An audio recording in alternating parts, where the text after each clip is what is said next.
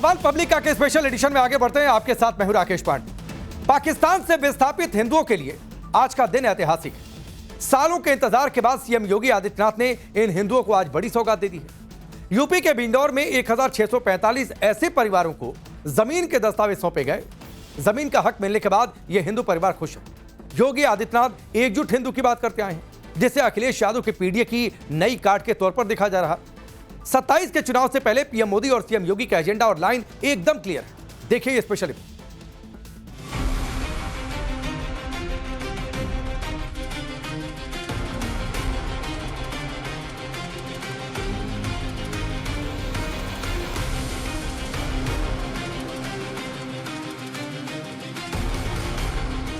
UP के CM Yogi Adityanath Pakistani विस्थापित हिंदुओं को जमीन के दस्तावेज सौंप रहे हैं। योगी हिंदुओं के हक की बात कर रहे हैं। योगी धर्म की रक्षा की बात कर रहे हैं। योगी गौ माता के मुद्दे पर मुखर नजर आ रहे हैं। योगी सीए का विरोध करने वालों पर हमलावर हैं। योगी सुदर्शन चक्र की बात भी कर रहे हैं। क्या योगी आदित्यनाथ इसी बहाने 2027 के चुनाव का एजेंडा सेट कर रहे हैं? 1946, 47, 48 बीता, वर्ष दर वर्ष बीतते गए, दशक और दशक बीतते गए, युग में युग बीतते गए। आज चौथी पीढ़ी में यह अवसर आ पाया है जब हम इन सभी विस्थापित परिवारों को यहां पर उनकी जमीन का मालिकाना अधिकार देने की ओर आगे बढ़ चुके हैं। वैसे तो पाकिस्तान से विस्थापित हुए 1645 हिंदू परिवारों के लिए आज का दिन उत्सव का दिन है। आज का दिन इन परिवारों के लिए होली दिवाली से कम नहीं। कई सालों के इंतजार के बाद इन परिवारों को जमीन का हक मिला है। उत्तर प्रदेश में आज ऐतिहासिक दिन है। ऐतिहासिक दिन इसलिए भी है क्योंकि तकरीबन 80 वर्ष बीतने के बाद आज विस्थापितों को उनका जमींदारी हक दिया जा रहा है। मेरे साथ मौजूद है। आप सबसे पहले अपना नाम बताइए, क्या है? मुख्तार सिंह जी। कितने वर्षों बाद आपको ये सम्मान मिला? ये 70 साल के बाद मिला। क्या हुआ था? आप थोड़ा सा अपने पूर्वजों के बारे में बताइए और कब से लड़ाई लड़ रहे हैं आप? ये लड़ाई तो बहुत कांग्रेस की सरकार से लड़ रहे हैं, पर कोई कुछ नहीं हुआ था। उसके बाद अब सरकार आ गई इनकी, मोदी जी की, योगी जी की। इन्होंने हमारा ये सारी बात सुनी और उसके बाद हमें ये मिला। हमें बहुत बहुत खुशी है योगी आदित्यनाथ जी की।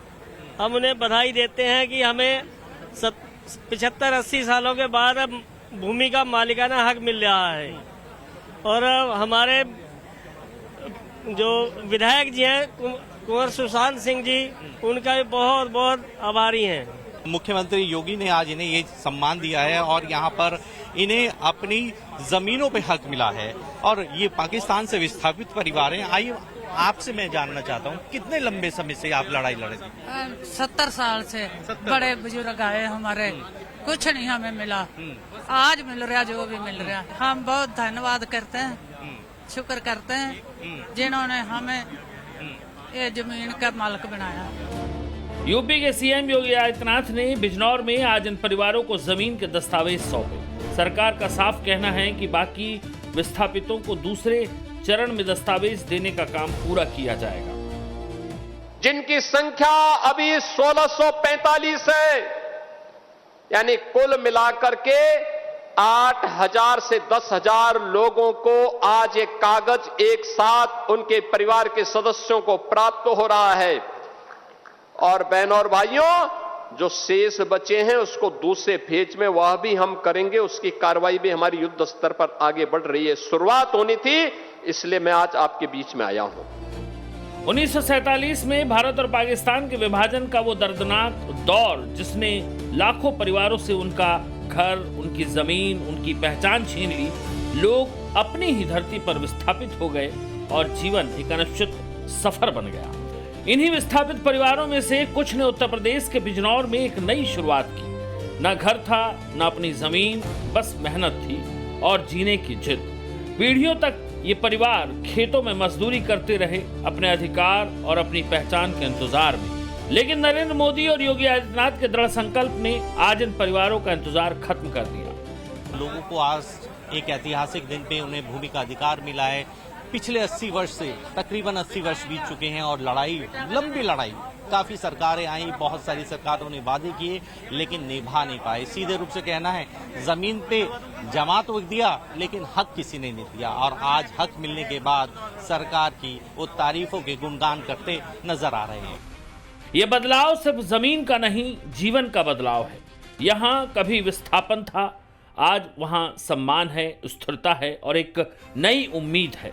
सरकार के इस बड़े फैसले से इन परिवारों को न सिर्फ कानूनी मान्यता मिलेगी बल्कि उनकी सामाजिक और आर्थिक सुरक्षा भी मजबूत होगी। मालिकाना हक मिलने से ये लोग अब अपनी जमीन पर खेती के लिए आसानी से बैंक से लोन भी ले सकेंगे और सरकारी योजनाओं का सीधा लाभ उठा सकेंगे। मोहन जी, पूरा घटनाक्रम बताइए, कैसी लड़ाई थी और आज क्या अनुभूति है? साहब, जिस टाइम 1947 में हिंदुस्तान का और पाकिस्तान का बंटवारा हुआ तो हम वहाँ से जैसे हमारे बुजुर्ग निकले, बहुत दुखी थे, बहुत ही मुसीबत में आ गए। यहाँ थोड़ी सी सरकार की जगह थी, उसमें हम आके बैठ गए। उसके बाद मेहनत मजदूरी से अपना जैसा भी है जीवन पास करते रहे, लेकिन किसी सरकार ने हमारी गरीबों की नहीं सुनी। इस टाइम पर प्रधानमंत्री और मुख्यमंत्री साहब ने जो है हमारे गरीबों के लिए, हमारी सहायता के लिए हमें जो जमीनें प्रदान करी और उनका बहुत धन्यवाद। अब हमारे बच्चे भी जो हैं सुख से रहेंगे। हमें किसी तरह से सरकार से लोन भी नहीं मिल सकता था, अब हमें लोन भी इसमें मिल जाएगा, सुरक्षित रहेंगे, बहुत ही फायदा रहेगा हमें। खुश हैं आप? खुश हैं, बहुत खुश हैं अब। आज जिन परिवारों को जमीन के दस्तावेज सौंपे गए उनमें कई परिवार पूर्व सैनिकों के भी हैं जो कई सालों से जमीन के लिए लड़ रहे थे। आज मिला, हाँ, आज हमें भूमि अधिकार मिला। आज 80 साल के बाद, मतलब 50 साल के बाद 55 में बसाया गया था हमारा गांव, भूतपूर्व सैनिक 12 कॉलोनी। ये अभी तक कभी कोई सरकारी व्यवस्था नहीं मिल रही थी आपको? ना मिल तो रही थी, मतलब यही मिल तो रही थी लेकिन जमीन के विषय में नहीं मिल रही थी। बोला आपकी नंबर 1 में नहीं है। हमारे जो पूर्वज थे 12 भूतपूर्व सैनिक कॉलोनी के नाम से, अभी आपको मालूम हुआ 12 गांव हैं यहाँ पर। तो ये 12 गांव को यहाँ पर भूतपूर्व सैनिकों को जमीन देके 50-50 बीघे जमीन देके बसाया गया था और उस समय लीज पर था। 70 के करीब कोई वो आई, मतलब बंदोबस्त आया। उसमें क्या हुआ कि हमारी कुछ जमीन नाम से हट गई। हमारे पिताजी कोर्ट के चक्कर काटते रहे, उसका सोल्यूशन ढूंढते रहे, वो खत्म हो गए। फिर हमारे बड़े भाई कैप्टन मदन सिंह थे, उन्होंने बहुत प्रयास करा और प्रयास करने के बाद उन्होंने उसको श्रेणी 2 लिया है उसको। ये नरेंद्र मोदी का संकल्प है और मोदी का प्रण है जो सीए कानून लेकर आए और उसके बाद से पाकिस्तान, बांग्लादेश और अफगानिस्तान में रह रहे अल्पसंख्यक हिंदू, सिख, जैन और बौद्ध को भारत में बसाने का काम शुरू हुआ। अप्रैल में यूपी के सीएम योगी ने लखीमपुर खीरी में बांग्लादेश से विस्थापित 331 परिवारों को भूमिधरी अधिकार पत्र वितरित किए। दिसंबर 2021 में दिल्ली में पाकिस्तान से भारत आए 1500 हिंदू परिवारों को मालिकाना हक देने के लिए दिल्ली विकास प्राधिकरण ने अधिसूचना जारी की थी। 2024 में जम्मू और कश्मीर सरकार ने 1947 के विभाजन के बाद पाकिस्तान से जम्मू में पलायन कर चुके हजारों हिंदू परिवारों को राज्य की भूमि पर मालिकाना हक प्रदान किया था। सीए कानून लागू होने के बाद नागरिकता देने का काम भी मोदी सरकार में बहुत तेजी से हो रहा है। 15 मई 2024 को दिल्ली में 300 लोगों को सीए के तहत नागरिकता दी गई। 16 जनवरी 2024 को गुजरात में रह रहे 18 शरणार्थियों को नागरिकता दी गई। अगस्त 2022 में 40 पाकिस्तानी हिंदुओं को गुजरात के गृह मंत्री ने भारतीय नागरिकता पत्र दिया। गुजरात में ही दिसंबर 2025 में पाकिस्तान से आए 195 लोगों को भारत की नागरिकता मिली। फरवरी 2026 में उत्तराखंड में 153 शरणार्थियों को भारतीय नागरिकता प्रदान की गई। इनमें से 147 पाकिस्तान से जबकि 6 अफगानिस्तान से थे। बिजनौर में इस समारोह के दौरान योगी आदित्यनाथ ने 2027 का चुनावी एजेंडा भी सेट कर दिया। योगी आदित्यनाथ के एजेंडे में हिंदू और हिंदुत्व है। इसकी छाप बिजनौर में योगी के भाषण में भी साफ दिखाई दी। योगी आदित्यनाथ ने पाकिस्तान से विस्थापित हिंदुओं का जिक्र तो किया ही, सीए का मुद्दा भी उठाया और सीए का विरोध करने वाली पार्टियों को आड़े हाथों लिया। भारत में कांग्रेस ने विरोध किया कि नहीं, इनको नागरिकता नहीं मिलनी चाहिए। ये बांग्लादेशी घुसपैठियों को नागरिकता देने वाले पापी हैं। ये भारत के खिलाफ द्रोह करने वाले अपराधियों को सम्मानित करते हैं। भारत का विभाजन करने वाली मुस्लिम लीग के साथ मिलकर के सरकार बनाते हैं। लेकिन हिंदुओं, सिखों, जैनियों और बौद्धों को मिलने वाले अधिकार में इनको ऐतराज था। ये कांग्रेस ने देश का विभाजन करवाया। इनके पाप के कारण देश का विभाजन हुआ। जो लोग सीए कानून का विरोध करते आए हैं, जो पाकिस्तान विस्थापितों को जमीन देने का विरोध करते आए हैं, उन्हें पाकिस्तान में हिंदुओं के साथ हो रहे अत्याचार को भी देखना चाहिए। पाकिस्तान हो या बांग्लादेश, जब भी हिंदुओं के साथ अत्याचार हुआ, विरोध की आवाज योगी आदित्यनाथ ने उठाई। हिंदुओं के मुद्दे पर योगी हमेशा फ्रंट फुट पर नजर आए। इस मौके पर योगी आदित्यनाथ ने गौमाता का मुद्दा भी उठाया। बकरीद के मौके पर गाय को राष्ट्रीय पशु घोषित करने की मांग करने वाले मौलानाओं को करारा जवाब दिया। साथ ही सख्त लहजे में चेतावनी देते हुए बता भी दिया कि अगर यूपी में गोवंश की हत्या की तो अंजाम क्या होगा। तो गाय तो हमारे लिए माता है, वो पशु नहीं। पशु तुम्हारी बुद्धि है, जो तुम हमारी गौ माता को पशु बोलते हो। तुम्हारी सोच पशुवत है, जो तुम गौ माता को पशु बोल रहे हो। और तुम्हारा ये दोगलापन है कि जो एक और गौकसी को प्रश्रय देते हो, बकर ईद पर गौ माता का चित्र दिखा करके कह रहे थे कि बकर ईद की बधाई दे रहे थे। लेकिन मैं उनको बोलना चाहता हूं, यूपी में गौ हत्या का मतलब जान रहे हो ना क्या होगा? वो जान रहे हो? तो अगर जान रहे हो तो फिर अपने चेले चपाटों को समझा लो, नहीं तो कई कई पीढ़ियां याद करेंगी गौ माता के साथ किसी भी प्रकार की कोई हिमाकत की। तो हिंदू विस्थापितों को बसाने का विरोध करने वाले मौलानाओं को भी योगी आदित्यनाथ ने खूब खरी खोटी सुनाई और कहा कि अगर उन्हें हिंदुओं की चिंता होती तो वक्फ की कब्जाई जमीन से ही इन विस्थापितों को जमीन दी जा सकती थी। पाकिस्तान से उस मजहबी निर्ममता के शिकार इन पाकिस्तानी विस्थापितों के बारे में या देश भर में फैले हुए उन विस्थापितों के बारे में इन मौलाना और मौलवियों की कभी आवाज नहीं निकली, कभी नहीं निकली। कितना अच्छा होता ये बोलते कि इनकी संपत्ति को वहां पर उन कट्टरपंथियों ने कब्जा किया है, या वक्फ के नाम पर जिन्होंने यहां के हिंदुओं की जमीन को कब्जा किया है, इन विस्थापितों को हम दे रहे हैं, फ्री में देने की घोषणा करते तो हम मानते कि हां ये कुछ इनकी कुछ संवेदना है। लेकिन नहीं। और दोगला चरित्र जो होता है ना, यही होता है, मुंह में कुछ और पीछे कुछ।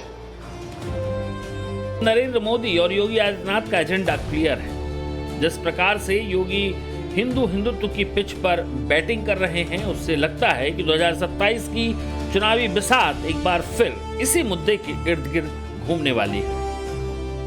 बिजनौर से अभिषेक सिन्हा के साथ ब्यूरो रिपोर्ट, टाइम्स नाउ नव भारत। उधर ममता बनर्जी की पार्टी में अफरा तफरी मच गई। दीदी अपने विधायकों के बेगाने रुख से परेशान है। बैठक से टीएमसी एमएलए की दूरी पर ममता बनर्जी ने दावा कर दिया है कि उनकी पार्टी को तोड़ने की कोशिश हो रही है, जबकि शुभेंदु अधिकारी नए मंत्रियों को शपथ दिलाने के बाद कर्तव्य पथ पर आगे बढ़ चले हैं।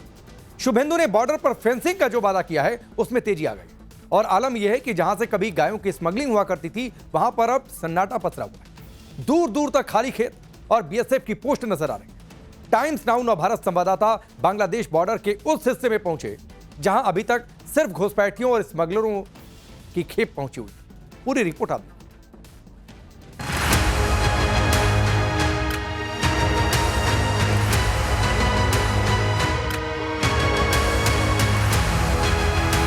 ये जो हिस्सा है, जो इलाका है, ये स्मगलिंग का सबसे बड़ा अड्डा बना हुआ था।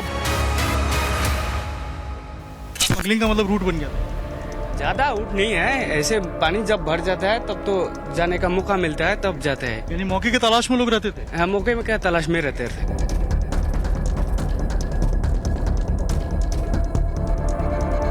यही जो सिंगमारी नदी है, ये जब बारिश में पूरा भर जाती थी, लबालब हो जाती है, उस वक्त इन्फिल्ट्रेशन करना काफी ज्यादा आसान हो जाता है, काऊ की स्मगलिंग आसान हो जाती है।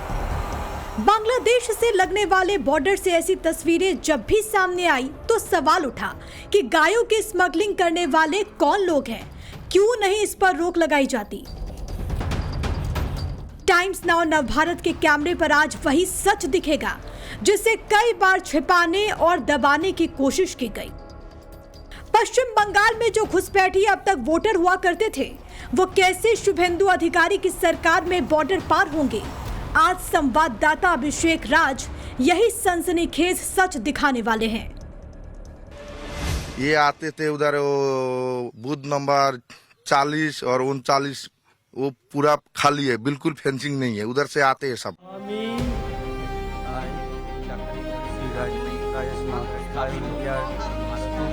पश्चिम बंगाल में शुभेंदु अधिकारी के मंत्रियों की संख्या 41 पहुंच गई है, यानी मंत्री परिषद के कोटे से 3 कम।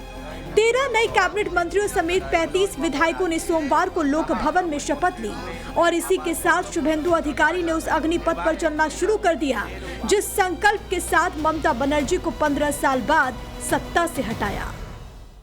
शुभेंदु का सबसे बड़ा संकल्प है बांग्लादेश से लगने वाले बॉर्डर पर पक्की फेंसिंग करना, ताकि घुसपैठ और अवैध गतिविधियों को हमेशा के लिए खत्म किया जा सके।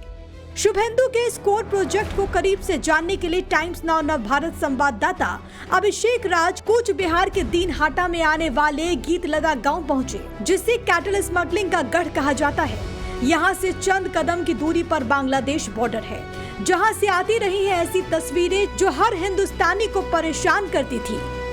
कैसे गायों को इस पार से उस पार पहुंचाया जाता था और फिर गोद तस्कर इन गायों को नदी के रास्ते बांग्लादेश ले जाकर बोली लगा देते थे।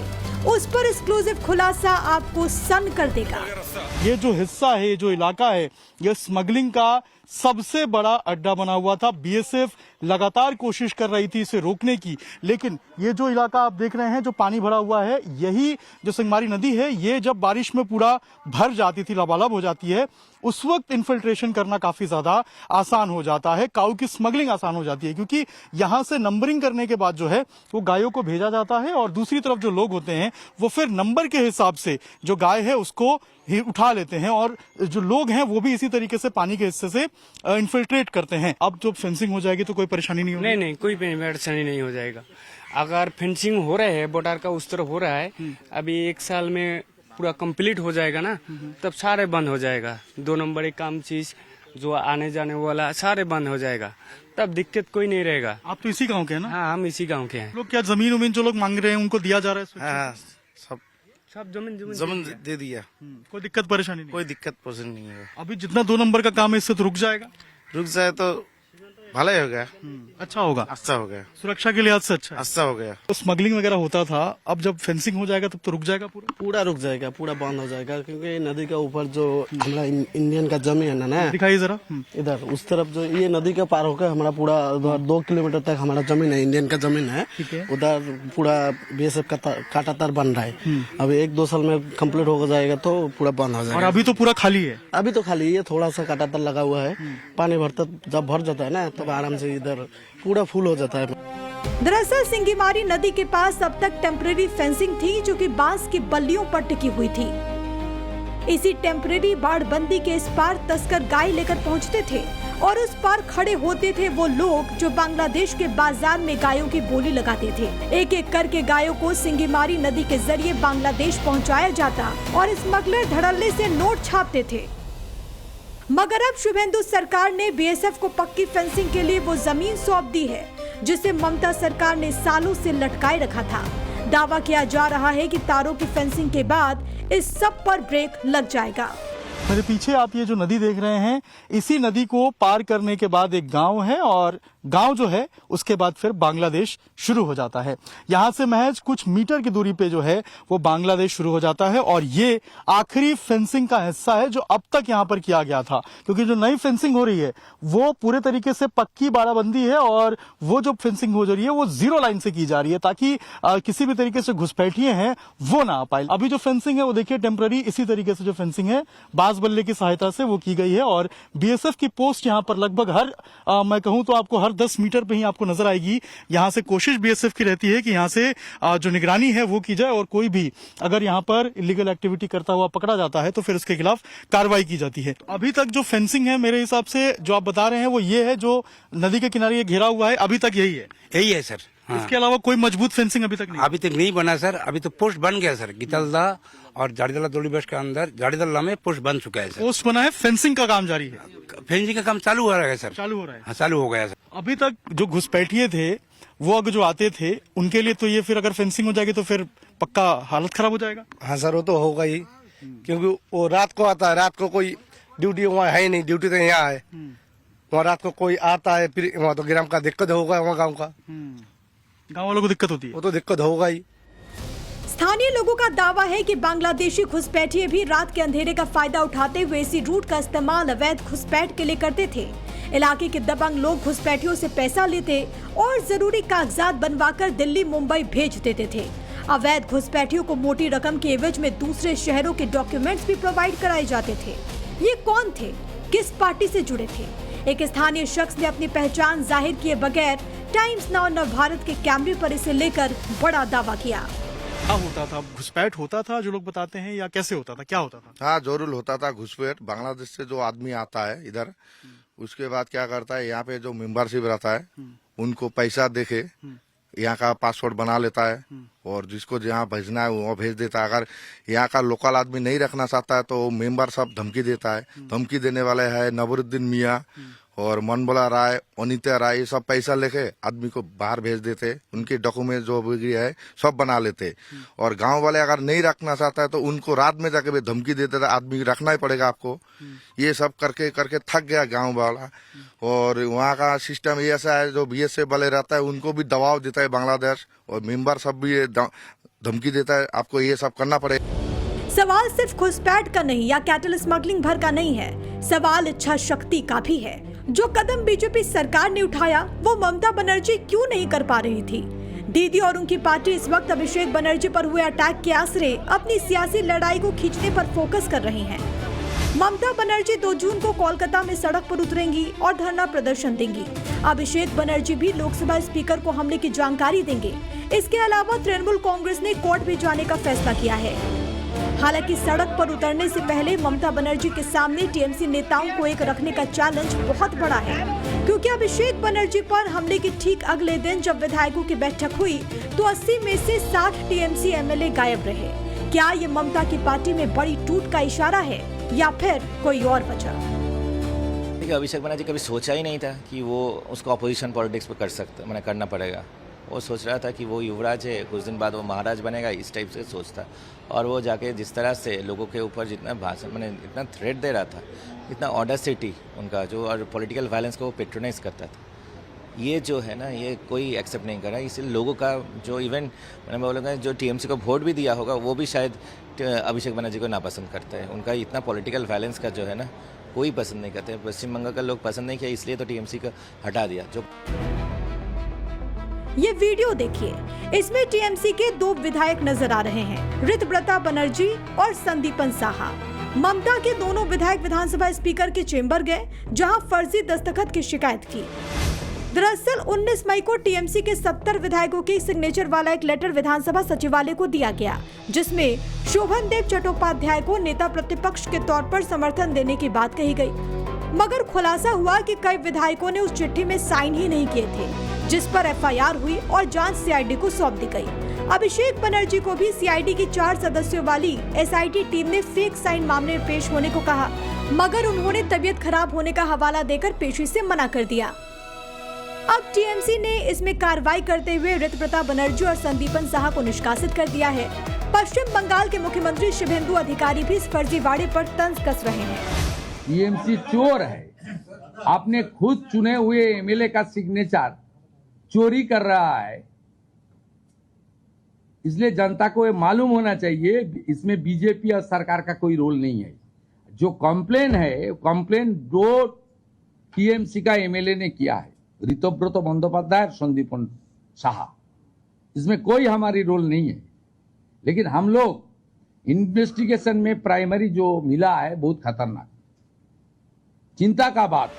इस पार्टी में जो नैतिकता का बात करेंगे वो एंटी पार्टी एक्टिविटीज ही माना जाएगा, क्योंकि दल कोई नैतिक काम करता नहीं है। एक अटेंडेंस शीट को रेजोल्यूशन में बना के, उसको रेजोल्यूशन बना के उस पर जो विधायक उपस्थित नहीं थे उनके नाम ब्लॉक लेटर में लिख के जमा दिया जाता है कि ये है रेजोल्यूशन, इसके द्वारा लीडर ऑफ अपोजिशन को मान्यता देना चाहिए। ऐसा विधानसभा के जो आइन है उस आइन को नहीं मानते हुए करना, इसके खिलाफ प्रश्न तो उठाना ही चाहिए। हम लोग शपथ लिए हैं और शपथ को रक्षा करना हम लोग का नैतिक कर्तव्य है। आज अगर नैतिकता के लिए हम लोग को दल से सस्पेंड किया गया है, हम लोग बहुत खुश हैं। पश्चिम बंगाल में जब से बीजेपी सरकार बनी है, ममता बनर्जी के लिए हर रोज नया चैलेंज आ रहा है। शुभेंदु सरकार का एक्शन जारी है, पब्लिक का गुस्सा भी झेलना पड़ रहा है और अब टीएमसी को बचाए रखने का भी सवाल है। अब इंतजार 2 जून का है, जब ममता सड़क पर उतरेंगी तो कितने नेताओं का साथ मिलेगा, इसे लेकर अभी से गुणा गणित लगाया जा रहा है। हालांकि कई विधायक ऐसे भी हैं जो आउट ऑफ रीचेबल होने की कोशिशों में हैं। कूच बिहार से अभिषेक राज के साथ bureau report, times now, Navbharat. और अब बात भोपाल में दिशा शर्मा मौत मिस्ट्री की। दिशा ने सुसाइड किया या फिर किसी ने मर्डर किया? दिशा की मौत आखिरकार कैसे हुई?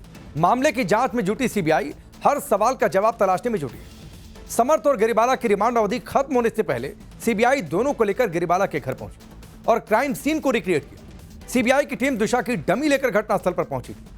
80 किलो की डमी को फंदे पर लटकाकर करीब 2 घंटे तक क्राइम सीन को रिक्रिएट किया। इस दौरान सीबीआई अधिकारियों ने समर्थ और गिरिबाला से पूछा कि आखिर दिशा को फंदे से कैसे उतारा गया था। दरअसल समर्थ ने अपने बयान में कहा था कि उसने ही दिशा को फंदे से उतारा था, जबकि मां गिरिबाला ने जिम्नास्टिक के फंदे की गांठ खोली थी। इसके अलावा पोस्टमार्टम में दिशा की अलग हाइट मालूम हुई थी, जबकि दिशा के परिवार ने अलग बताई थी। ऐसे में सीबीआई ने एक अलग हाइट का दूसरा पुतला भी बनवाया ताकि 12 मई की वारदात को सही तरीके से समझा जा सके। मैं दिखाना चाहूंगा गिरिबाला सिंह के घर के बाहर की समय, और यहाँ पर सीबीआई के जो अधिकारी है वो पहुंचे। देखिए, एक बोरी लेकर के आ रही है सीबीआई की टीम। जो वजन है उसको, वजन को बराबर नापने के लिए जितना वजन वहां पर लटका होगा और कितना जो बॉडी का वजन है वो कितना होना चाहिए, ये देखिए सीबीआई की टीम एक और बोरी लेकर के घर की तरफ आ रही है। और जो डमी है वो डमी एक लड़की का पुतला है जिसको डेड बॉडी की डमी माना जा रहा है। और ये जो वजन है, इस वजन को लटकाकर ये चेक किया जाएगा कि जो बताई जा रही है परिस्थितियां कि कहां पर बॉडी उतारी गई, कैसे रखी गई, कहां से उसको लेकर आया गया, कैसे लेकर आया गया, क्या उस समय किया गया होगा, कैसे किया गया होगा, जब गाड़ी में बॉडी रखी गई तो कैसे रखी गई, किसने रखी, ये तमाम जो पड़ोस के जो 2 लोग आए थे वो कौन थे, उन्होंने किस तरह से मदद की, ये पूरा जो सीन है ये पूरा सीन रिक्रिएट किया जाएगा। और उसके बाद ये तय किया जाएगा कि समर्थ सिंह और गिरिबाला सिंह जिस तरह से बयान दे रहे हैं उन बयानों में कितनी सच्चाई है और क्या उनके द्वारा बताए जा रहे फैक्ट्स मैच कर रहे हैं या फिर नहीं। इस घटनाक्रम को लेकर सवाल यही उठ रहा है बार बार कि आखिर डेड बॉडी को उतारने के लिए, या यहाँ पर जो सवाल परिवार के द्वारा भी खड़े किए गए हैं कि डेड बॉडी उतारने के लिए किसी अस्पताल से किसी को क्यों नहीं बुलाया गया या पुलिस से किसी को क्यों नहीं बुलाया गया। खुद डेड बॉडी उतार के आप अस्पताल ले गए और पड़ोस के अस्पताल भी नहीं ले गए, आप लेकर गए तकरीबन 20 से 25 मिनट दूर एम्स अस्पताल, और वहां पहुंचने के बाद आपको ये जानकारी कैसे हुई कि उसकी मृत्यु हो गई? रास्ते में ही आपने बता दिया कि मृत्यु हो चुकी है फोन करके। तो ये सारे सवाल जो हैं वो परिवार की तरफ से पूछे जा रहे हैं लगातार कि बहुत सारी कड़ियां जो हैं वो मिसिंग हैं और यही शंका पैदा करती हैं कि आखिर क्या छुपाया जा रहा है। अमेरिका, रूस, ब्रिटेन, फ्रांस, चीन, भारत और पाकिस्तान समेत दुनिया में 9 देशों के पास परमाणु हथियार हैं। इनमें पाकिस्तान अकेला इस्लामिक मुल्क है जिसके पास एटमी हथियार है। इसी एटम बम के जरिए पाकिस्तान इस्लामी मुल्कों का खलीफा बनने का ख्वाब देखता रहता है, तो वक्त बेवक्त परमाणु बम की घीधड़ भभकी भी देता रहता है। लेकिन अब ऐसा नहीं हो पाएगा। पाकिस्तान के परमाणु जखीरे पर परमानेंट वाला ताला लगने वाला है और ऐसा खुद पाकिस्तानी कह रहे हैं। वजह क्या है, इस सुपर एक्सक्लूसिव रिपोर्ट में देखिए।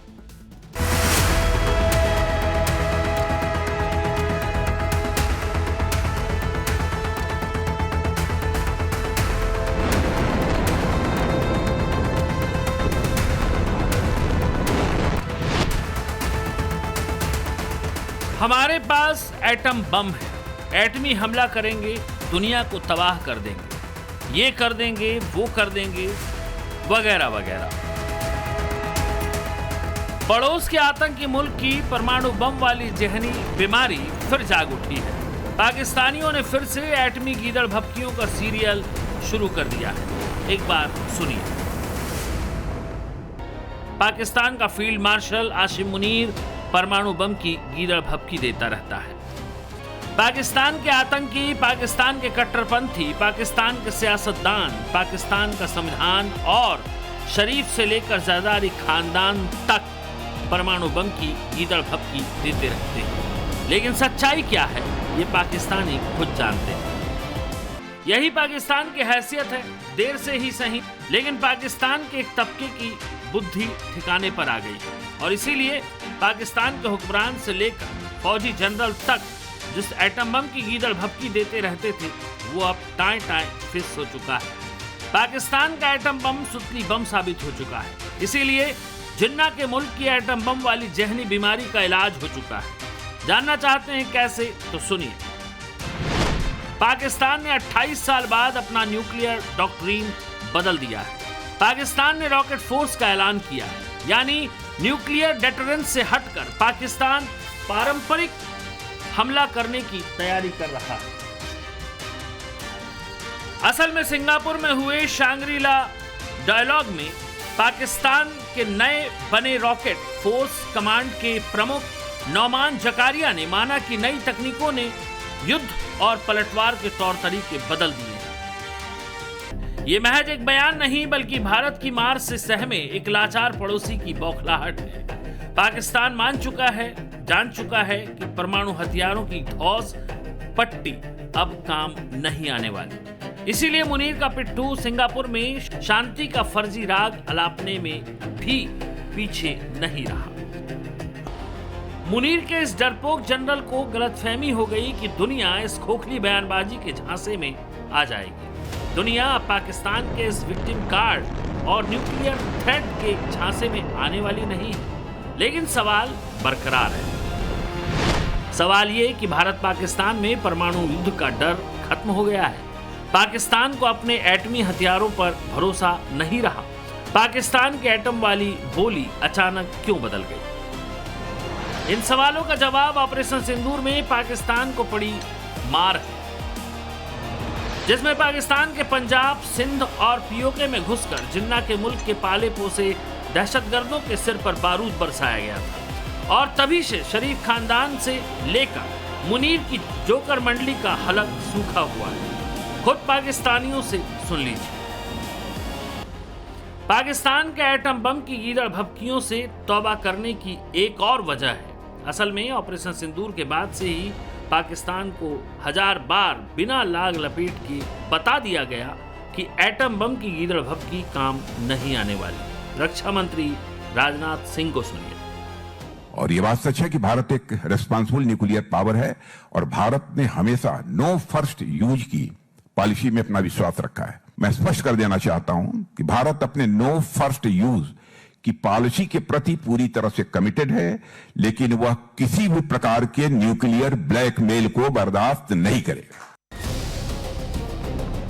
पाकिस्तान को साफ साफ बता दिया गया है कि एटम बम की गीदड़ भपकी देने के दिन गए और ये बात पड़ोस के आतंकी मुल्क को भी अच्छी तरह समझ आ चुकी है। लेकिन सवाल बाकी है कि पाकिस्तान अपने परमाणु हथियार कहां छिपा कर रखता है। वैसे पाकिस्तान ने कभी भी अपने एटमी जखीरे के बारे में सटीक जानकारी नहीं दी है, लेकिन सबूतों के साथ पाकिस्तान के परमाणु पाप का पूरा बाईखाता सामने आ चुका है। पाकिस्तान के पास इस वक्त 170 परमाणु बम मौजूद हैं, जिन्हें पाकिस्तान ने कई इलाकों में छुपा रखा है। सवाल यह है कि पाकिस्तान एटमी हथियार बनाता कहां है। जवाब जानना चाहते हैं तो पाकिस्तान के परमाणु पाप के सबसे बड़े सेंटर में चलिए। हमारी सरहद से करीब 250 किलोमीटर के फासले पर यह पाकिस्तान का खुशाब शहर है। झेलम नदी के किनारे पर बसा ये शहर ऐतिहासिक मायनों में भी अहम है। लेकिन इसी शहर को जिन्ना के सियासी और वर्दी वाले वारिसों ने कैसे दुनिया की तबाही का साजिश का सेंटर बना दिया, ये तस्वीर उसकी तस्दीक कर रही है। ये तस्वीरें पड़ोस के आतंकी मुल्क की एटम बम की फैक्ट्री की हैं।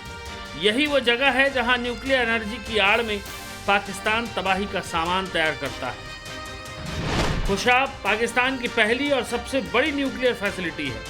चीन की मदद से पाकिस्तान ने इसे 1998 में तैयार किया था, लेकिन इसकी आड़ में पाकिस्तान कैसे परमाणु हथियारों की खेप तैयार करता है, इसका अंदाजा इसी से लगाया जा सकता है कि इसे शहर से बेहद दूर अनजान से इलाके में बनाया गया है। खास बात यह कि पाकिस्तान का सरगोदा एयरबेस इसके बिल्कुल करीब है। सरगोदा वही एयरबेस है जिस पर ऑपरेशन सिंदूर के दौरान जबरदस्त बारूद बरसा था। पाकिस्तान के सबसे सुरक्षित माने जाने वाले सरगोदा एयरबेस के रनवे को सटीक निशाने से हिट किया गया, जिसके बाद मुनीर एंड कंपनी अपने माई बाप अमेरिका के आगे गिड़गिड़ाने लगी थी। इसकी वजह है सरगोदा के करीब खुशाब में पाकिस्तान की एटमी साजिश वाली करतूत। खुशाब सरगोदा डिवीजन का हिस्सा है। सैटेलाइट तस्वीरों के मुताबिक यहाँ पाकिस्तान के 4 रिएक्टर हैं, खुशाब 1, खुशाब 2, खुशाब 3 और खुशाब 4। इसके अलावा यहाँ एक हैवी वाटर फैसिलिटी भी बनाई गई है। अपने पाप पर पर्दा डालने के लिए इस पूरे कॉम्प्लेक्स की बेहद सीरियस पहरेदारी है। पाकिस्तान के वर्दी वाले दहशतगर्दों से लेकर चीन से मिले कबाड़ फाइटर जेट तक तैनात रहते हैं। इनमें से 2 रिएक्टर्स खुशाब 2 और खुशाब 3 को पाकिस्तान ने 2010 और 2011 में शुरू किया था। कहने को पाकिस्तान चारों रिएक्टर्स से 15-15 मेगावाट बिजली बनाने का दावा करता है, लेकिन माना जाता है कि इसकी आड़ में तबाही का सामान तैयार किया जाता है, जिसके सहारे पाकिस्तानी जुबा से एटम बम दागते रहते हैं। लेकिन सवाल ये है कि क्या पाकिस्तान की एटम बम दागने की औकात है?